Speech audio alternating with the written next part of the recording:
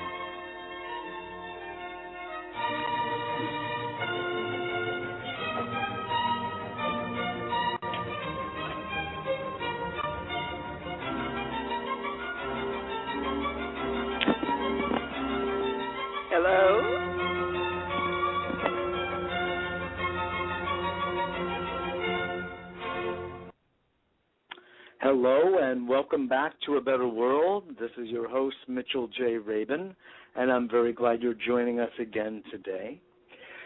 As you all know, A Better World, this radio show and our weekly TV show is dedicated to uplifting, educating, and inspiring our audiences, and have been doing so for some 19, 20 years live out of New York City, out of our studios, on TV and on radio.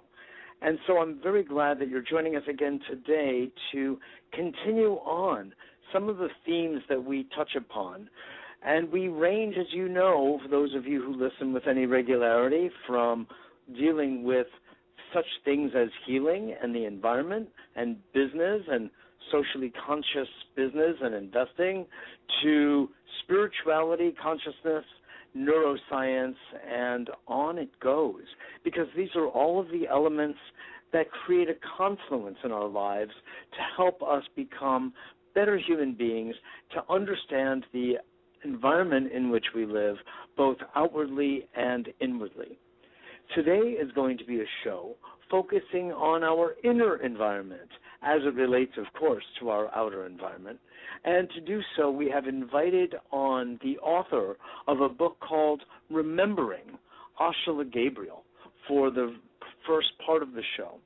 And then we'll be continuing on toward the latter part with Angelika Whitecliff to speak about the presence of a man called a healer, Braco, from Serbia, who is here in New York City for Labor Day weekend, his second time in New York, who engages in a process called gazing. And people go through any number of different transformative experiences through simply being in his presence. And these two actually dovetail, because that's exactly what goes on with Ashala Gabriel's teacher, Lord Pentland, around whom this beautiful book that she has written called Remembering is centered.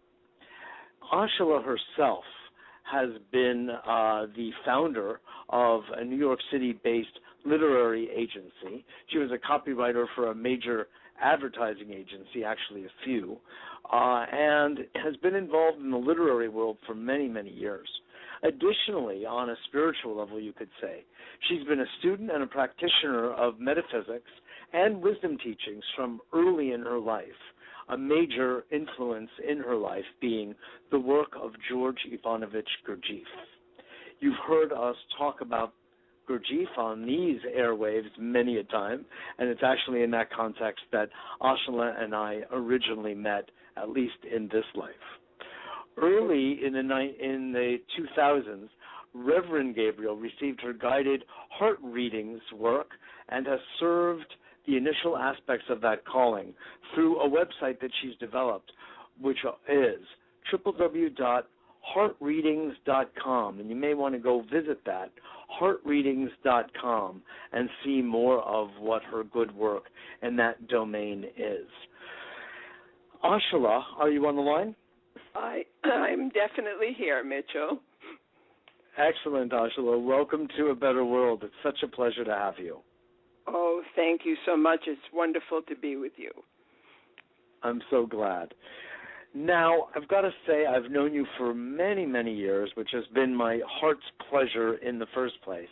And to read this book gave me a special insight into you and your relationship, especially with Lord Pentland, which I'd like to hear you talk about in a moment. And I just want to commemorate you for writing a book that is both insightful and touching and intimate and warm. And those of you who have not yet read it, do go and pick it up. You can actually order it through our website at abetterworld.tv. Just follow Ashala's image there and click on it, and you'll have an inroad to the purchase of the book. It's really something, Ashala, and it's just been warming me every day that I've been sitting with it and absorbing it, and I feel like I've gotten to know you even better, even though I've known you for all of these years. So what is it that inspired you to bring this work forward about Lord Pentland, about whom I want you to first tell us about, because so few people actually know of him outside the Gurdjieff work itself? Yes, this is really good, Mitchell, because Lord Pentland himself was an amazing person. He is, in fact, a lord. He was born into royalty that way, and his father was in the House of Lords. He was born Henry John Sinclair in June 6, 1907, and he died in February 14th of 84. His formal title was the second Baron Pentland. And he was appointed by Mr. Gurdjieff himself to lead the Gurdjieff work in North America. He became the first head of the Gurdjieff Foundation of New York, and he led that center since it was established in 1953 until he died. As well as that, he oversaw all kinds of study groups all over the world, and he helped found the Gurdjieff organization in San Francisco, and he addressed countless groups and met so many individual students. But mainly his work was focused in America, as Gurdjieff had wished him to be. So interesting. Did he spend much time with Gurdjieff? And if so, was that in Paris or at the Fontainebleau, or where was that? He actually started his earlier time was spent with P.D. Ouspensky, and he spent many years with Ouspensky, and then he came over to Gurdjieff for just shy of a couple of years, but they were intense, and they were right at the point when Gurdjieff was dying.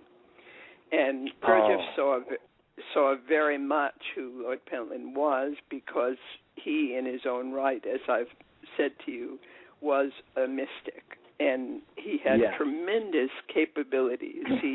He was not only mystical, he was a great businessman, he was a great politician, he was a great negotiator. He was a human being in all aspects of that. It sounds like an exalted human being at that, Ashala. Yes, but very approachable. You know, the combination, that combination is so extraordinary. Well, I would say unlike you, I've had only probably half a dozen to a dozen encounters with him over the years that I was at the foundation myself, from the late 70s to the mid-80s, and did have the pleasure and honor of his company a number of times during that interim period. But with you, you have been a student of his, and actually in many ways a rather good friend over the course of, 20 years? It was just about that, and what I think brought about this book, which is what you were asking, is that over the years, when a person of this level passes over, sometimes there is a kind of forgetfulness of who they really are, what they are as a human being. So in order to bring that back, to bring back the life that I felt and experienced directly being around Lord Pentland, to bring that to people so that there could be not only a teaching, which he was very capable of imparting, but also a practice, a kind of real understanding of how to work, not just listening to ideas, but very practically. He never gave any exercises that he didn't personally try himself.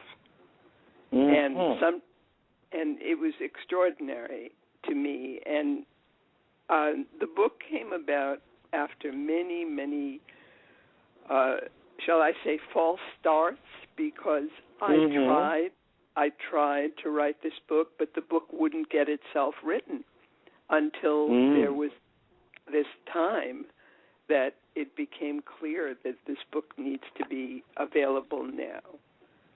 And the story, so it's particularly interesting because you knew him in the flesh for so many years, and he passed in the early to mid 80s, and here we are in 2012. So I would say that there has been a seasoning and a ripening of his sense of being, his wisdom, as it really, let's say, filtered through you, and only distilled is a better word. And I feel that now you've really come into your own in a way to really have integrated a lot of what it is that he had to impart to you. Thank you, Mitchell. As you know from the book itself, and you know from being around me a lot, I don't take credit for a whole lot. I give credit to my teacher, and I will always give credit to my teacher, because the level of his humanity is something we can so aspire to. He had all the credentials, and yet he had all of the wisdom, and he could look at you, just look at you, and he would know exactly what you needed. And you were speaking a little bit about gazing before, so I wanted to tie to that a bit. Yes, beautiful, beautiful. I'd like to just circle back a little bit, Ashala, to sort of set a scene, set a context for our listeners, some of whom may know the work of Gurdjieff, and most probably do not, and certainly even more, you could say, related to the inner circle would be knowledge of Lord Pentland, which of course is the subject of your book, and story after story, wonderful vignettes, if you will, about your experiences directly and indirectly with Lord Pentland. But for our audience, please, everyone, just bear with us as we enjoy our dialogue about people that we know. And it's almost like the audience is eavesdropping on our precious, intimate conversation. And, but it is only fair, and so I will say that Georgy Ivanovich Gurdjieff was born of a Greek mother and an Armenian father, his father of whom was part of a storytelling tradition, I love this, reaching back to the times of Babylon, an unbroken storytelling tradition. People today have no clue that even still exists, but it does. Certainly it existed into at least the 20th century. I can't say now. I wouldn't know. But that was the context in Armenia, what was Armenia, that Gurdjieff was born into. And he became a mystic himself, really, is probably the best way of describing it, even though he referred to himself as a teacher of dance, and that was of temple dances. He had influences of the Sufis, of the Buddhists, of the Vedic teachings, of Christianity, and on it goes, on it goes. And he was a maverick of a man and headed up a group called the Seekers of Truth. He was the author of many books. He came west, and not to go on about it, but he did begin to attract a very interesting group of people, some very well known, some not known at all, some lords, such as Lord Pentland. He also had as one of his primary students P.D. Uspensky, who you referenced before, who is a Russian journalist and mathematician who wrote several books on the Gurdjieff work. And Lord Pentland loomed up into the higher realms in the group that surrounded Gurdjieff, largely around and inside Paris. And as you were saying, was then appointed by Gurdjieff himself to come to the United States of America and head up the work here. And it was in that context that you met Lord Pentland, correct? That's correct. That's correct. Okay. So there we have at least a smidgen of a context, and for those of you who are interested, I would say pick up Ashala's book, and of course pick up Gurdjieff's own Beelzebub's Tales to His Grandson, and perhaps the more famous Meetings with Remarkable Men as an inroad to begin to get a sense of these powerful esoteric teachings, some of which are equated with the work of Rudolf Steiner and other spiritually oriented but also very scientifically minded teachers around the end of the 19th into the early part of the 20th century. Voila. Voila. So now, yes. Yes, I want to add something that I think is very important that I learned from Lord Pentland, that in the world of spirituality and wisdom teachings, which you were so beautifully describing, and particularly in the Gurdjieff work and its surrounds, many influences were available from different traditions. And Mr. Gurdjieff brought all of these together in his in a school where it would be possible to experience within one lifetime, which makes it a little different from other traditions. Within one lifetime, to experience the different parts of the human being that we're made up with, the mind, the body, the spirit, the emotions, all of it. And to experience them together, sometimes not so pleasantly, and sometimes very poignantly. But we could learn about ourselves in real time, so to speak, and we could enter into dimensions that were so unknown to us before this work came into being. And in other traditions, it takes many, many lifetimes, perhaps, to come to that. Perhaps to come to glimpses of that. Well, you're making a very good point, which was the fourth way, which it was referred to oftentimes, was considered to be the fast way. It was considered not to be the slow way, but a chance to experience one's own higher self, one's spiritual self, if you will, in life, not on a mountaintop in a monastery, not sitting on a cushion in an ashram in some faraway, distant place, but no, right in the belly of life itself, the belly of the tiger. And that's where Gurdjieff did a lot of his writing, right smack in the middle of Paris at a cafe, and on it goes. And here, I'd like to come back around to Lord Pentland and, first of all, let everybody know this is Mitchell J. Rabin on A Better World Radio. We're here every Wednesday at 6 p.m. Eastern Daylight Time. Please join us again and again. We so appreciate your coming. And we are spending the first part of today's show with Ashala Gabriel, who is, if I may say, a mystic in herself and the author of a beautiful book called Remembering, Being with My Teacher. And that teacher is Lord Pentland, who she had the honor and privilege of spending many years by his side, both on the west and east coasts of the United States. So, Ashala, I'd like us to kind of stick our nose right into your book and some of the stories because they're heartwarming. And first of all, tell me and us, what was it like to be? I know you began this, but I'd like to hear a little bit more depth. What was it like to be in Lord Pentland's presence?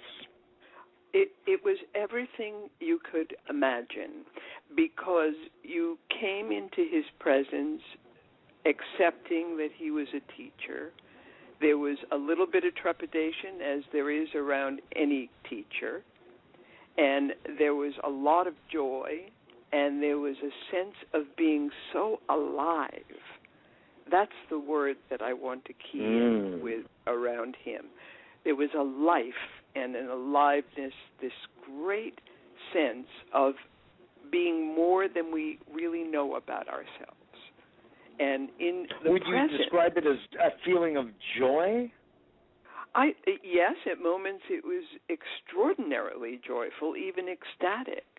And at other moments it was a bit terrifying, to be honest. It was very it was daunting. But because of the presence and level that he could be in himself, in his reflection, you could see that in yourself. You could rise to it in yourself. You could contain all these different parts we are in ourselves and be able to look at that. And it's extraordinary to be given that glimpse and see that we're, as I said before, so much more than we realize, and yet it's not the ego more. It's something much different from that. One of these stories you tell of going to breakfast, for instance. Oh, right. Yes. What do you call that? I love it. The unscrambled egg, the scrambleless egg, eggless scramble. Tell the story, would you? Oh my goodness! I didn't know we were going to do that. That's certainly fair to do. Okay. But I'm somebody who doesn't memorize my stories, and would you believe I wrote this entire book without notes? Would you believe that? The book was sort of, it came through to me, Mitchell.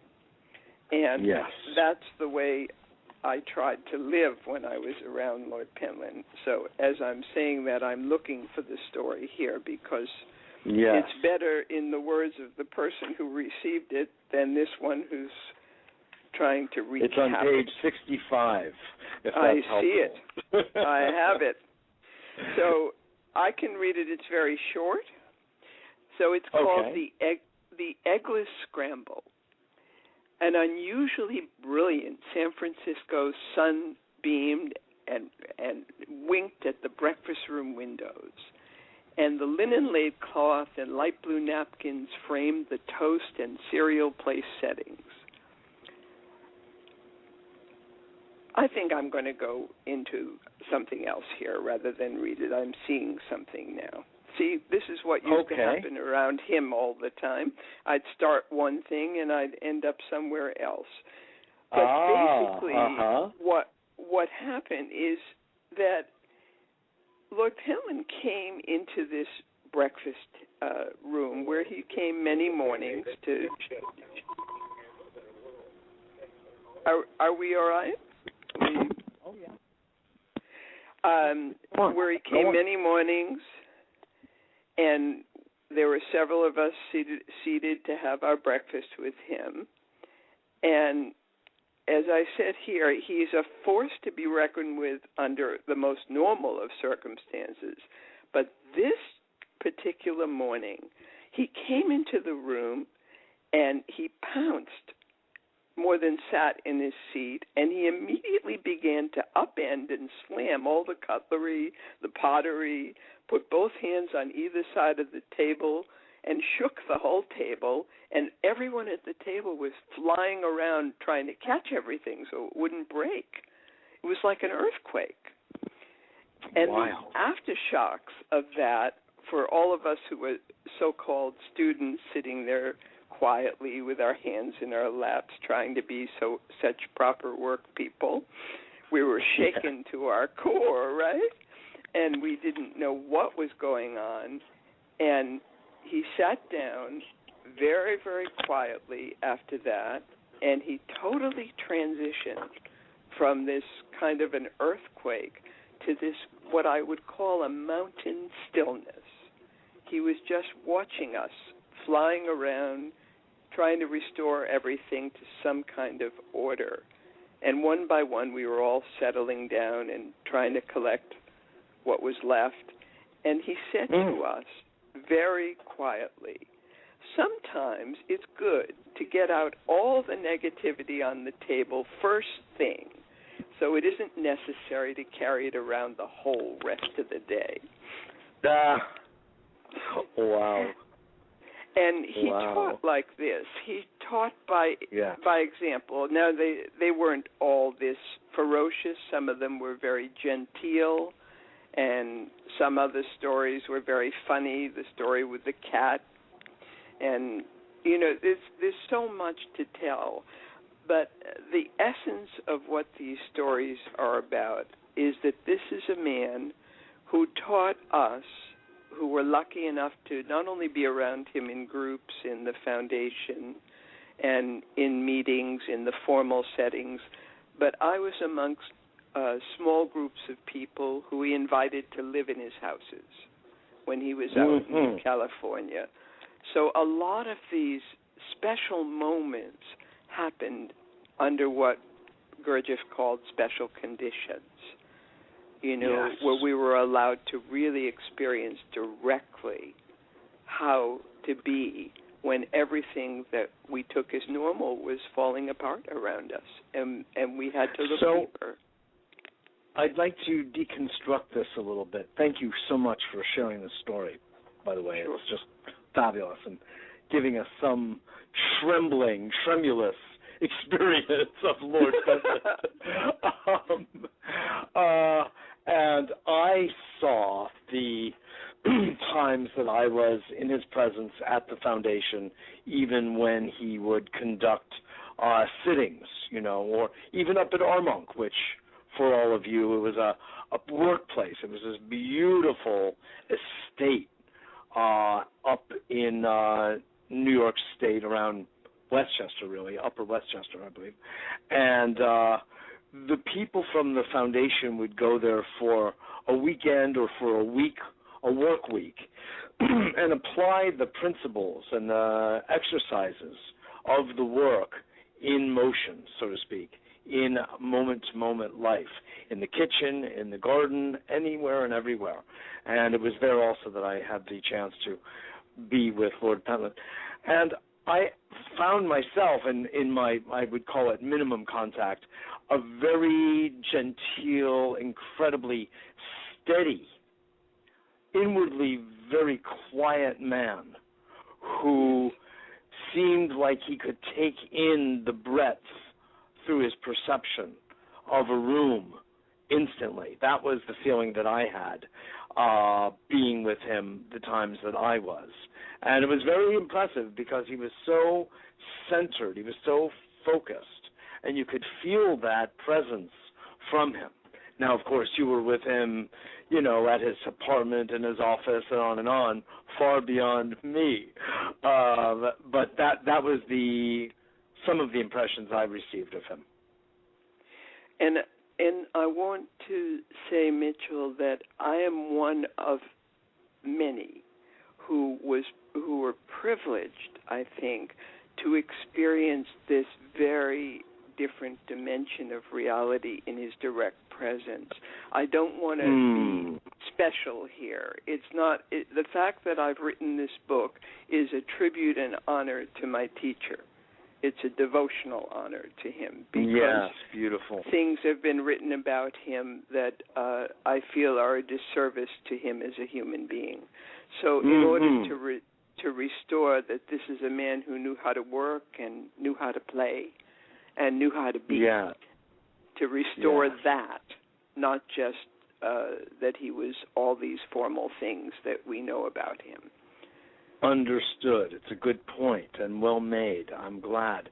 You know, I'd like to hear a little bit more about what it is you saw when he would be teaching you in his verbal and nonverbal way, his direct and indirect ways that you did see about yourself. And I use the word deconstruct because what I'm getting from what you're saying, Ashala, is that both in the Gurdjieff work in general and very much so in the work of Lord Pentland in particular, there is an offer, an invitation to see what we call in Jungian psychology one's shadow, those parts of ourselves about which we are not particularly proud, we don't feel good about, that downtrodden part of us, the victim part of us,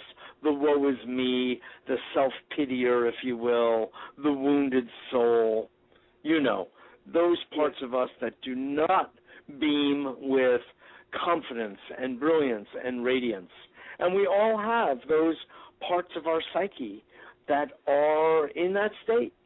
And I want to know, is this along the lines of what you're referring to, of seeing parts of us that might not be so pretty?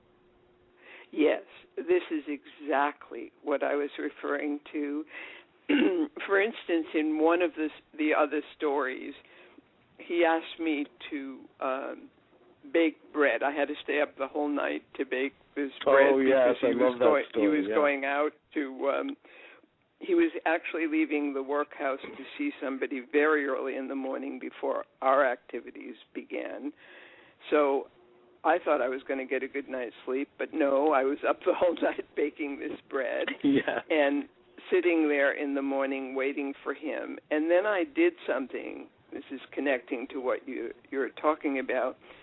I wanted the bread to look pretty. It wasn't enough for me that it was freshly baked. Right, my ego wanted this bread to look especially pretty when it was presented to the person he was bringing it to. So I went into one of the drawers in the workhouse and took out one of the fancy linen napkins, and I hand-stitched a kind of envelope for the bread. I didn't want to just put it in saran wrap or a paper something. Right. And I was very proud of myself, right? You know, so I sort of proudly presented this loaf of bread to Lord Pentland as he was leaving the house. And I noticed his eyebrows sort of raised. That's all I noticed. Didn't notice anything else. And he left the house, and I went and caught about an hour's sleep and came back down.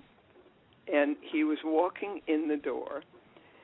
And I noticed that he had folded and removed all the stitches from this beautiful blue napkin.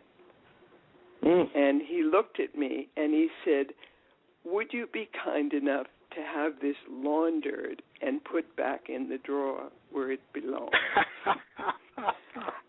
And I just stood there because, you know, in my wish to make it pretty, or in this way we have to present something rather than be and allow it to be, I had overstepped. It wasn't a criticism, it was a lesson.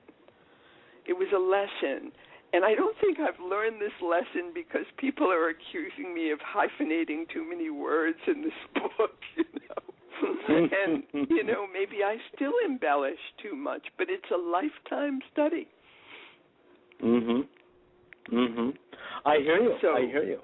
I hear what it is he wanted. I hear what it is you wanted, and you rather, I would say, even glibly referred to your wish to adorn it as your ego's wish. And I don't know. I see ego as an abstraction, unlike a lot of my other spiritual brethren and sisterin. And I think that ego has a very vital function and usefulness in our lives. It's only when it goes from the back seat to the driver's seat that we have a problem. But that's another conversation. I would just like to say that in this case, you have a sense of aesthetic, and you spend all night putting this together. And I think pride has a very valuable place in this world, especially if you're a Leo, but even for those of us who are not. And I think it's a beautiful gesture, an artistic one that you put on, which would either be acceptable for someone or not, and that's perfectly legitimate. But so was your wish to adorn it. Well, thank you for My that. 2 Mitchell. cents, that's all. I value your 2 cents. We go way back. And I'm so really so grateful to have a chance to even speak a little bit about a man who is, to me, beyond words. And I don't mean to put him up as an idol or as a rock star or as a guru. It's not like that. He actually probably wouldn't love that I've called him my teacher. He didn't like labels very much. He really, what he wanted for us was for us to become who we really were. And whatever examples he could show us about what was in the way of that was very, very instrumental in how he taught us. And I'd say my life is still quite different because of him. You know, my parents met him, Mitchell. Yes, that was one of the most wonderful stories I read. They flew out, and your father had been advised by the rabbi that you were probably part of a cult. That's right.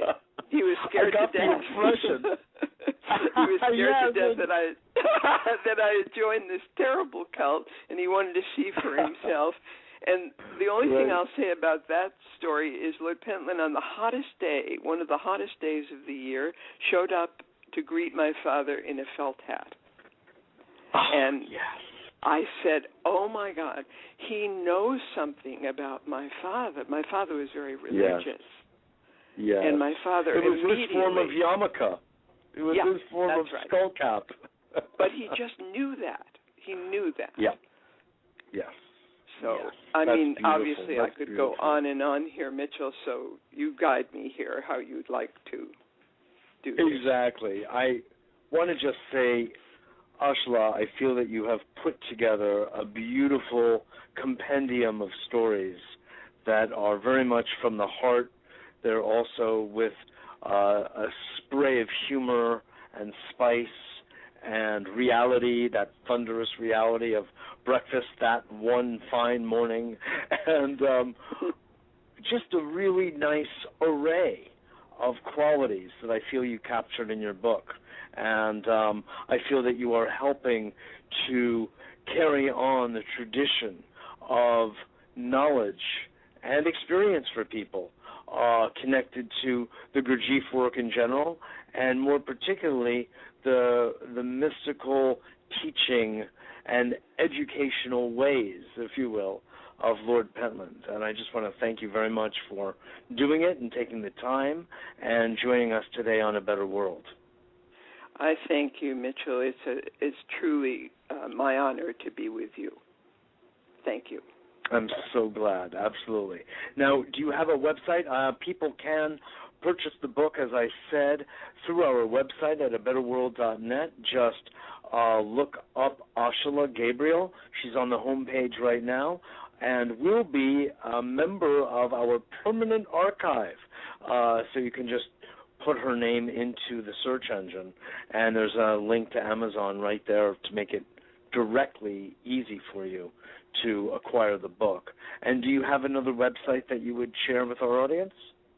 The only website right now that I have is the Heart Readings one. There will be a website developed around the book, but it's not up yet.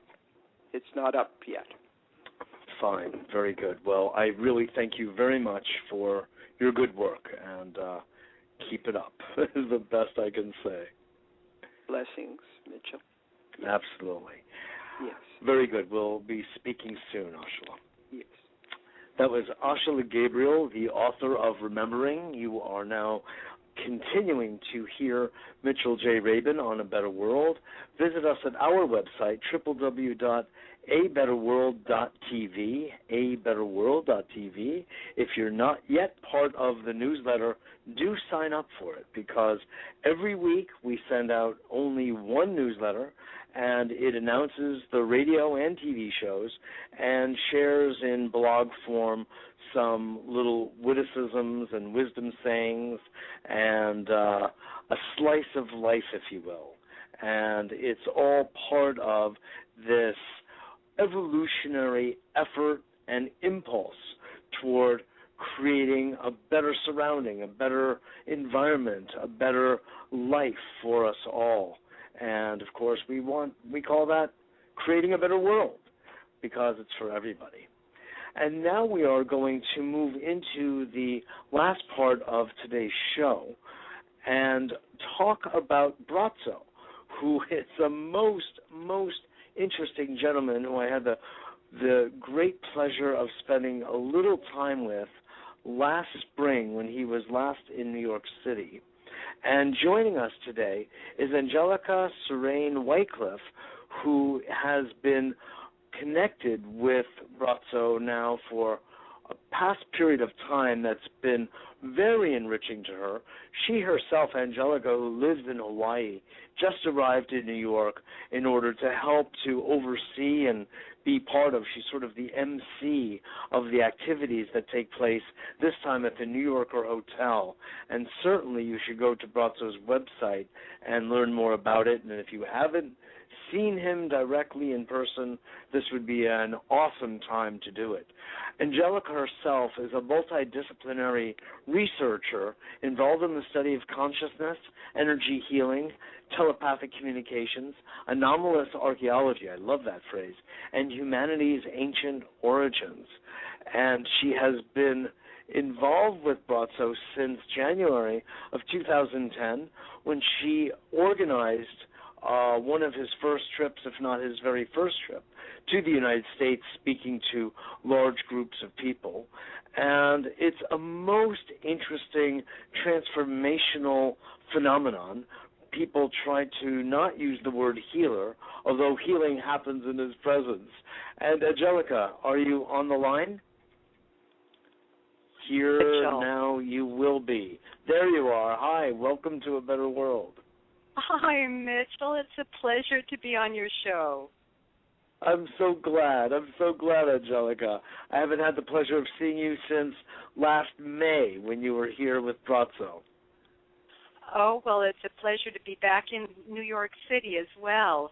We had him here actually in April, and so this is his second time actually in the heart of the city. Yes, excellent. I meant to also say that you are the author of a book called 21 Days with Brazzo. And I've seen you also on video, Angelika, speaking with various scientists about this phenomenon. And I would love for you to share with our audience, what is this phenomenon? How would you, in your many years of multidisciplinary research, describe what it is we are experiencing in his presence? Well, let me begin by giving you a little bit of background information about Brazzo. Absolutely. At age 26, Mitchell, he discovered that he had a special gift to share with people.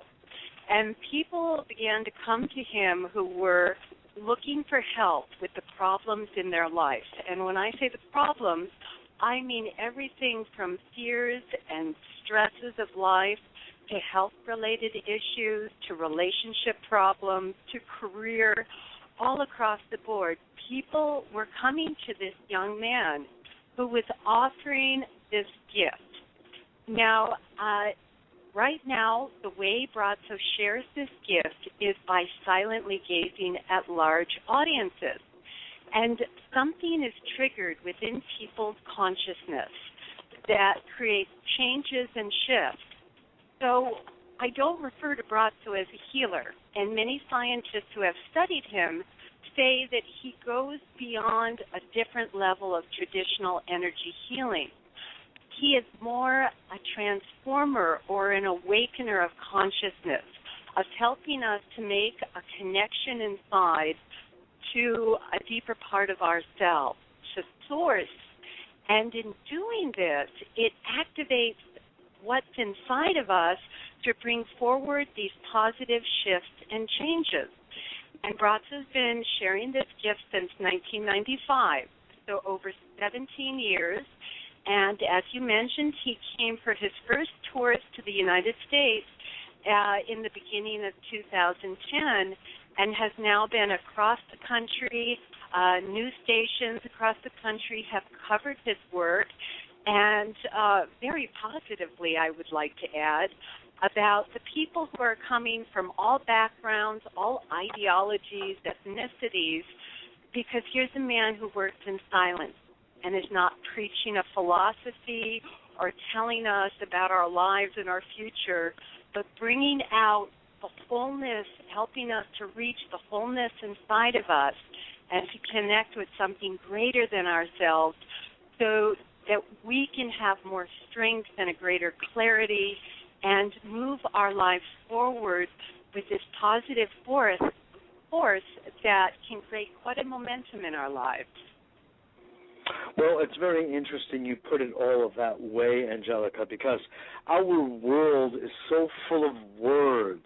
We communicate so largely through words, through the spoken word, as per now, and through the written word, through these are the media, and that he would be delivering a message to us, you could say energetically, and completely without words, through silence, is a most interesting phenomenon, and you could say irony and paradox at the same time. I'd love for you to share with us some of, and he's from Serbia, correct? I know that part of the world. I've been there a number of times, and there's something I personally feel in the soil, I know this may sound funny, that in Yugoslavia, or what was called the former Yugoslavia, and Russia, and Ukraine, and Bulgaria, and Romania, I believe that there is a combination of minerals in the soil that create a special kind of intelligence and sensitivity in the nervous systems of many people who grew up in those areas. I know that may sound far-fetched, but I'm telling you, I've been to a number of them, and there's something going on that creates a keener sense of psychic connectedness. What do you say? Well, Bratzo comes from Croatia, which is right next door to Serbia. Croatia. And I think you're saying Serbia because Bratzo's mentor, who is the person responsible for triggering this gift or helping Bratzo as a young man discover this gift, came from Serbia. But I got it. And that is a very special region, and certainly it's interesting that Bratzo began working in 1995, and this was around the time of the Croatian-Serbian War, that was coming to a close. People's lives were torn apart throughout this region, and here this young man came and he offered hope again. He offered a relief from all of this tragedy that people could look beyond what was happening at the physical level to find within themselves the hope and the positive feelings again to rebuild and move forward. And that's where Bratzo began. I mean, that's quite a place to begin your work. Oh, my God, exactly. In a war-torn, war-shredded country as Yugoslavia was at that time historically. Absolutely. Oh, my God, it's sort of, it's like a divine mission. It really sounds that way, Angelika. What, could you describe some of the experiences that people have had, some of the results, as one way of putting it, that so many people around the world at this point have had in Bratzo's presence that you yourself have witnessed? Well, at the last event we did down in Miami, I had a woman come up after Brazzo finished gazing in a session, and she told me she had come the previous time to another Miami event with a girlfriend, and they came in just to check it out. They didn't believe in it, but they thought, okay, it was a very minimal cost, and it couldn't hurt just to try a session.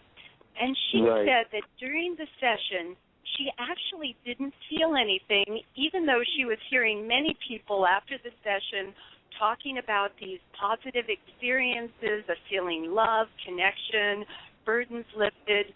She said she personally felt nothing at all, and she was going to go out with her girlfriend and have a drink afterward, and she told me they were laughing over the fact that 10 years from now in the future, they would meet up again and say that they paid this man $8 to look at them. Well, that, she said, but then she went home, and that night she had a dream with Brazzo, and in the dream she simply saw him, and he told her, I want to help you. Please let me help you.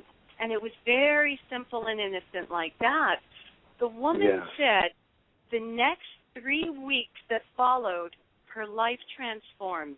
She said she had a bad relationship at work. She had money problems in her family. Her kids were getting in trouble, hanging out with the wrong crowd. Her relationship, even with her husband, was on thin ground because of all the other things going on. She said in those 3 weeks after Brazzo, she said everything became better. Money started flowing in, relationships at work improved. She said her family became more positive and more loving together, and she had come back that second time to see Brazzo. She had tears in her eyes while she was telling me the story, saying she just wanted to say thank you because she didn't believe, but now she believed that he was truly bringing a gift to people, and she wanted to share it with more of her friends, her own experience. So sometimes it's this beautiful, holistic way it impacts our lives. But I have seen other people come in with health issues. I can't tell you how many people have said they came in with back problems, who said they felt tingling or heat in their body during the session. And they said after 10 years of pain, all of a sudden it was gone. Or other people who say they walked in with fears. We had a woman from New York City who said she was afraid to stay in her apartment at night because she had such a fear of being alone. And because of Brazzo, she said, after Brazzo and the experience, now she said that she could walk the streets at night. She could go to a graveyard at night in New York City, and she felt so secure, so safe now that she said it was a whole new life for her. And it impacted her in other ways as well. So I have heard career changes where people say they have been out of work for years. It's so difficult in the job market. They couldn't find anything that would help them to make ends meet or that struck a chord in them that they could like this job. They gazed with Brazzo, and one man wrote to me and he said within 3 days he had a company that he had interviewed with months before give him a call and offer him the job. And he said it was his dream job. And he was so happy, and he wanted to thank Brazzo. So, Mitchell, it goes on and on with people in different areas of their life, how they can receive help. But I like think to that's so emphasize, beautiful. too, there's an openness. It's great when we come in with an openness. People do come in skeptical, but if you trust what's taking place inside of yourself, when you feel something positive, that's your anchor. And Brazzo really has taught me over the years, he's so positive in his life outlook, even when challenges come. And, I heard him say that if we just focus on what's positive in our life and stay with that and nurture that, the more we do that, the more it grows. And I think he's helping many people to get refocused. You know, that really hits a very key note, Angelika, which is that to have an attitude of openness, as you said, when people come, but for people's lives there and everywhere else, an attitude of openness, open-heartedness, and positivity changes everything. I used to have a Tai Chi teacher who used to say to me, Mitchell, attitude is everything. Attitude is everything. If you have a good attitude, the world will come your way. And even if you don't like what's coming your way, your good attitude will transform it on the spot. And you will see the good in whatever it is that's happening. So that's just my way of telling you how much I appreciate your point of view on this. And Brazos himself.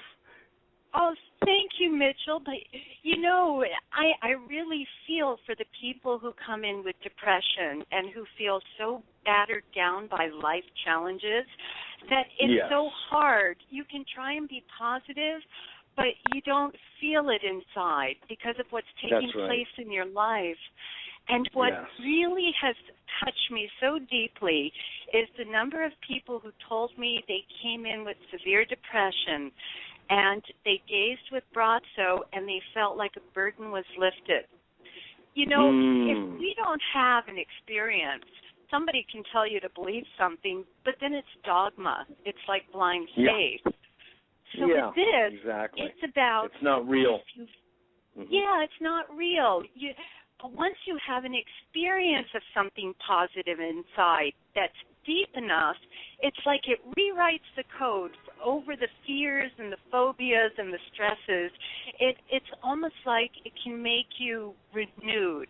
It can give you something back of yourself to move forward with now, with a hope for the future instead of dreading the future. And boy, how many people out there are looking for this? Exactly. I want to bring one last question up right now because we're just about out of time here, Angelika, as much as I'm enjoying talking with you about this very important subject. We look at our own subjective lives and the troubles and toils we have, as well as the joys. And then we look at the outside world, so to speak, and we see that we are in such deep economic, social, political turmoil. It's unbelievable, almost like unprecedented in most people's lives. And there is this notion that the spiritual world lives over here and the political, social, economic world lives over here, and nary the two shall meet. I couldn't think more opposite than that myself, but I would love to hear what you have to say because I personally think that there's an exquisite relationship between the kind of love, I would say, and inner peace that Brazos emanates and our truly difficult and overly challenging, very challenging issues that we have with the environment, etc. Could you just speak a little bit about how Brazos' energy could somehow relate to creating peace in this world? Okay, let me answer that in two ways. First of all, Brazos' own life sets an example because he came from a prosperous family and he went to university. He achieved a master's degree in economics. He had all the material successes of life, but that wasn't enough for him. Since he was very young, he knew there was something more to life, but he didn't know quite how to get that integrated into his life until he met this Serbian man, Ivica Provic, who activated something in him, and he discovered this gift. He left everything behind, all his material success, to go and do this work of simply sharing a gift to help people, and his center in Zagreb, Croatia, has always been free. So many people out there who have achieved success materially in life. We only have about 25 seconds left, unfortunately, so you'll have to make that a good sentence. Okay. Well, you know what I'd really like to do is tell people that Brazzo is going to be at the New Yorker Hotel for 4 days over Labor Day weekend. And the New Yorker Hotel is at 481 8th Avenue. Sessions are 35 minutes on the hour. They start at 11. They go till 7 on Friday and 10 to 6. And they can just show up? And they can get tickets in advance at brazzo.net. That's BRACO.net, or just show up at the door and sessions are on the hour. Wonderful. Thank you so much, Angelika. I will be there. I will be bringing friends. I look forward to seeing you there. Thanks so much for being on today's show. It's been an honor, and I look forward to seeing you there, Mitchell, this I was so weekend. glad. God bless. Keep up the good God work. bless Mitchell. you. Bye-bye. Okay. Bye-bye. This is Mitchell J. Rabin for A Better World. Thanks so much for joining us. Visit us at our website at www.abetterworld.tv. Become part of A Better World by so doing, and I look forward to seeing you all next week.